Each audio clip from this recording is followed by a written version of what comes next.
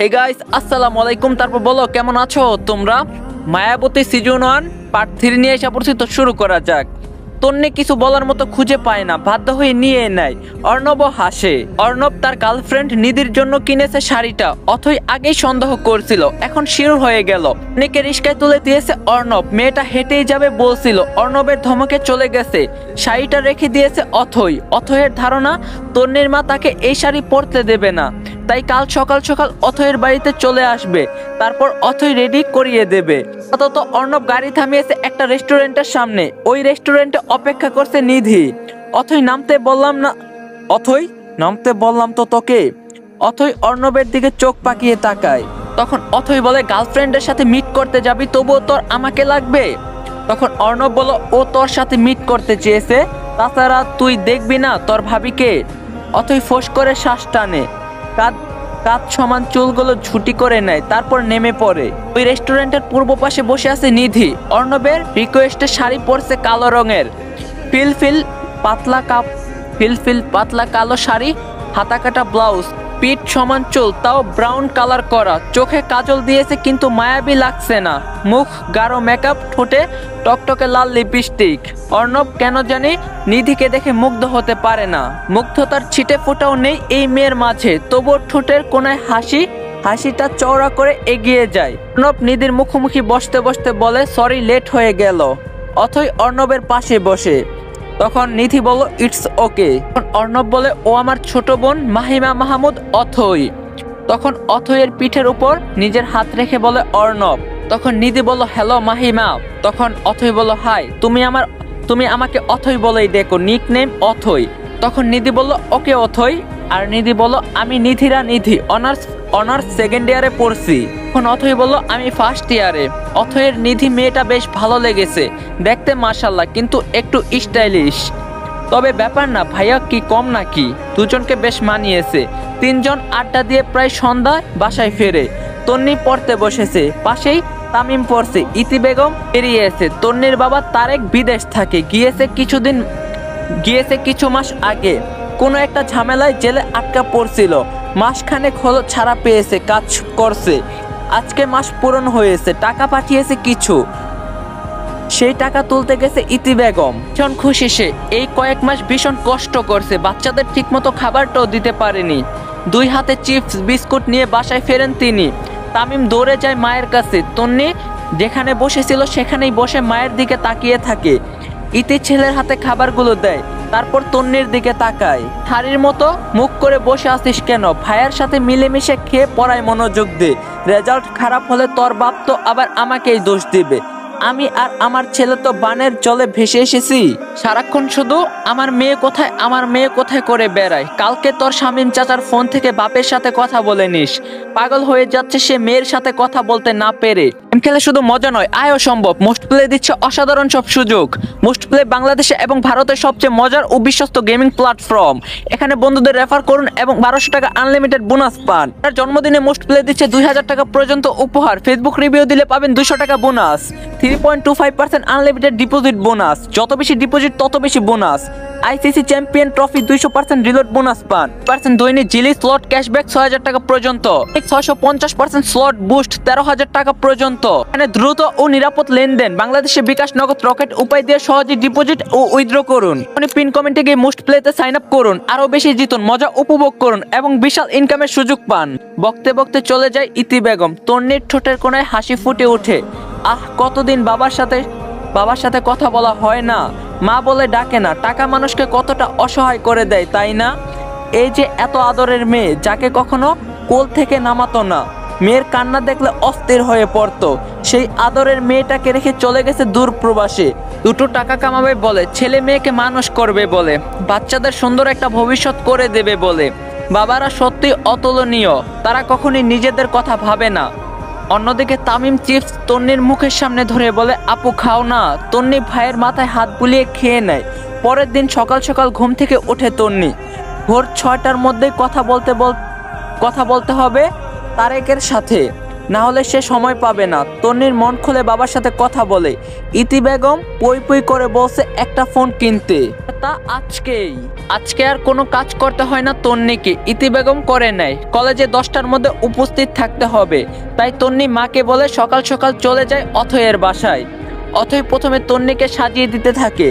বসন্তী কালারের sari, matching blouse, মুখে হালকা ফেস পাউডার, চোখ গাঢ় কাজল, দু হাত ভর্তি চুড়ি, হাঁটুর সামনে চুলগুলো ছেড়ে দিয়েছে, ঠোঁটে হালকা লিপস্টিক। অথই তন্নিকে দেখে হা হয়ে যায়। তন্নি লজ্জায় মাথা নামিয়ে ফেলে। অথই অবাক হয়ে বলে, তন্নি জান, তুমি এত কিউট, মাশাল্লাহ মাশাল্লাহ, 3 বছর তোর সাথে আছি, এখনো তোর সৌন্দর্য আমি দেখিনি। তখন তন্নি বলে, ধ্যাত, তুই রেডি হয়ে নে, আমি আরতি আপুকে দেখিয়ে আসি, বারবার বলছে শাড়ি পরে তার কাছে যেতে। মিষ্টি করে হেসে বলে। অথইও তন্নির কপালে চুমু খায়। তন্নি জীবনের প্রথমবার শাড়ি পরলো, হাঁটতে পারছে না, আঁচল আর চুল বড্ড জ্বালাচ্ছে। অর্ণব জগিং করে ফিরছে, নিচের রুমে ঢুকতে যাবে, তখনই চোখ পড়ে তন্নির দিকে। হা হয়ে যায় অর্ণব। তন্নির মুখে ছোট চুলগুলো উড়ে উড়ে আসছে। বিরক্তিতে চোখ মুখ কুঁচকে ফেলে তন্নি। 2 হাত উঁচু করে চুলগুলো খোপা করতে থাকে।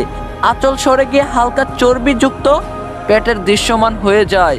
অর্ণবের বুক কাঁপছে, গলা শুকিয়ে যাচ্ছে। খোপা করা শেষ করে তন্নি আঁচল ভাঁজ করে কাঁধে রাখে। চুরির রিনঝিন শব্দ হচ্ছে। এতক্ষণে তন্নি অর্ণবকে খেয়াল করে মুখ অস্বাভাবিক হয়ে যায়। আঁচল তুলে ঘোমটা টেনে নেয়। অর্ণব তাকিয়ে আছে তন্নির চোখের দিকে, কাজল কালো মায়াবী চোখ, ওর দুটো চিপে রেখেছে। তন্নি মাথা নিচু করে অর্ণবের পাশ কাটিয়ে চলে যেতে নেয়। অর্ণব তন্নির নরম হাতটা মুঠো করে ধরে। কেঁপে ওঠে তন্নি, বুকটা ধূপ ধূপ করতে থাকে, হাত পায়ে কাঁপন ধরে যায়। অর্ণব তন্নির ভয়ার্ক মুখের দিকে তাকিয়ে শব্দ করে বলে ফেলে, মায়াবতী। পিট পিট করে চোখ খুলে তাকায় তন্নি অর্ণবের পানে, চোখ মুখে প্রশ্ন, কে মায়াবতী?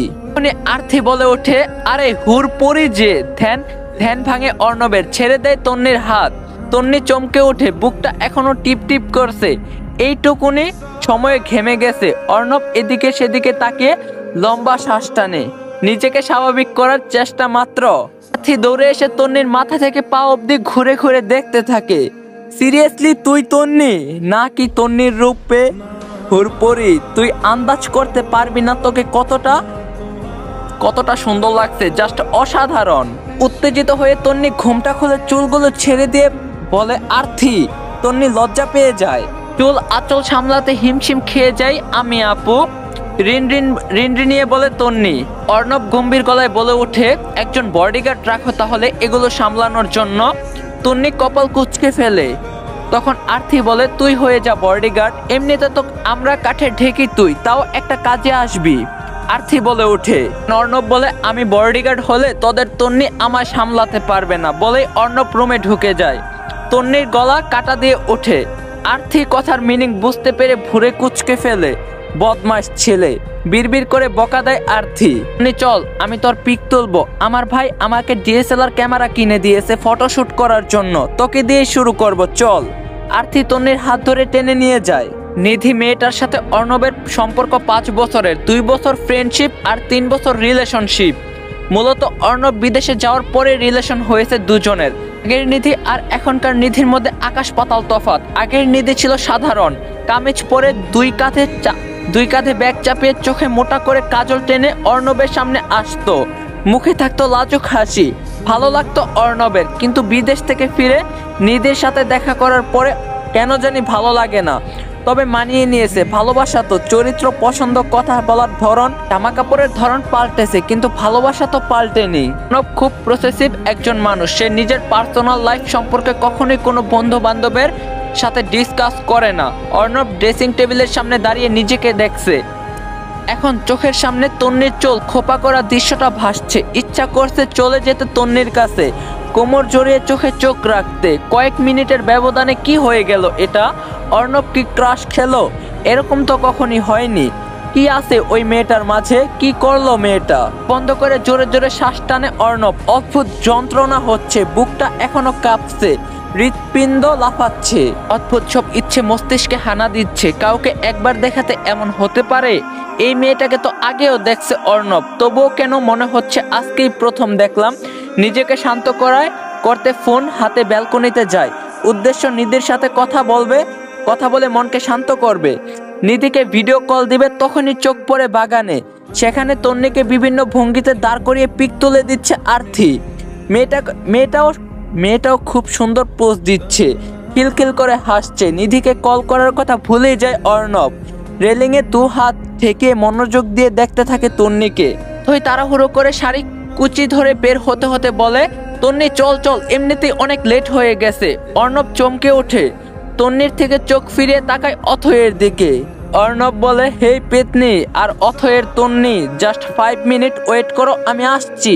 অর্ণব নিজের ব্যালকনি থেকে চিৎকার করে বলে, তন্নি চমকে এক পলক তাকিয়ে নেয়। অর্ণব তাকিয়েছিল তাই চোখোচোখি হয়ে যায়।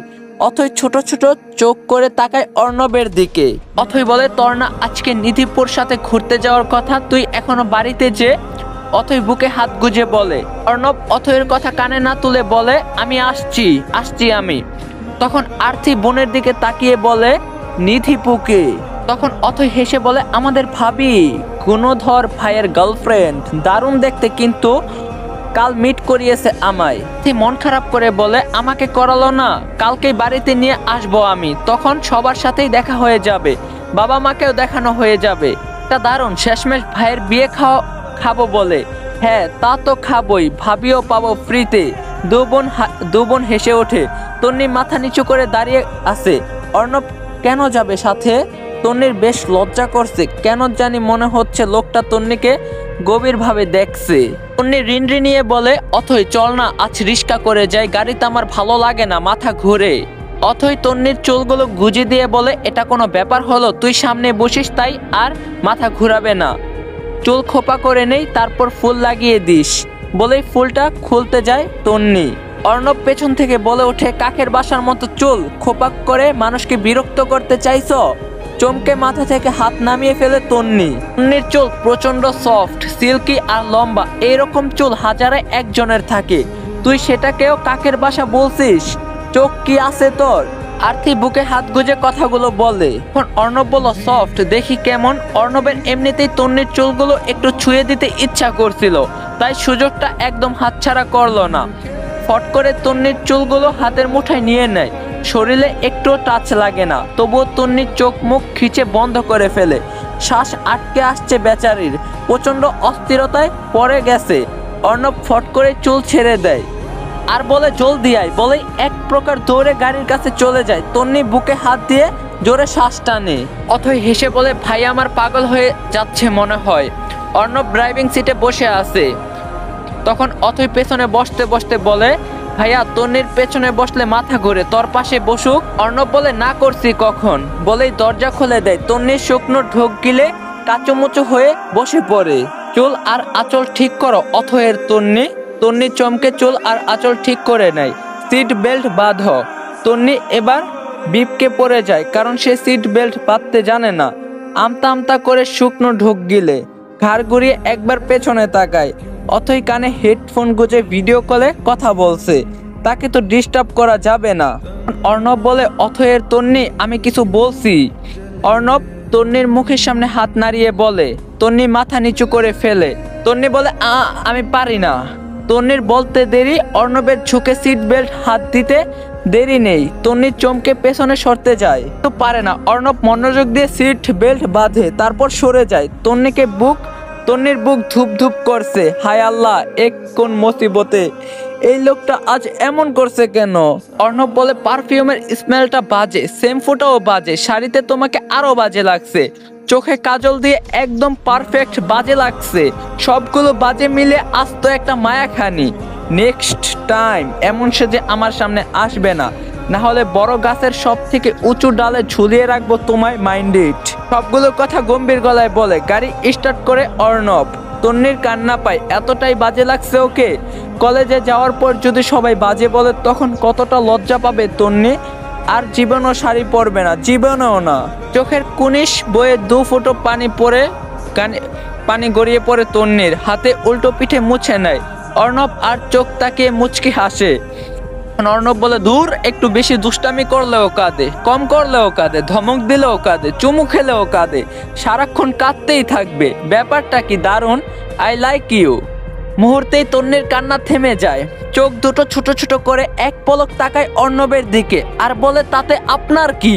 গাইস, এই মাসের 27 তারিখে আমি আমার টেলিগ্রাম পাবলিক গ্রুপে লাইভে আসতেছি তোমাদের সাথে আড্ডা দেওয়ার জন্য। তো তোমরা যারা আমার সাথে আড্ডা দিতে চাও, আমার ডিসক্রিপশন বক্সে আমার টেলিগ্রাম গ্রুপের লিঙ্ক দেওয়া আছে, সবাই তাড়াতাড়ি টেলিগ্রামে জয়েন হয়ে যাও। আর পার্টটা কেমন লাগছে তোমরা জানাইবা কমেন্টে। ভিডিওটা বেশি বেশি করে লাইক করে দিবা। কালকে ঠিক 6:30 বাজে পার্ট 4 আসবে। তো সবাই ভালো থাকো, সুস্থ থাকো, আল্লাহ হাফেজ।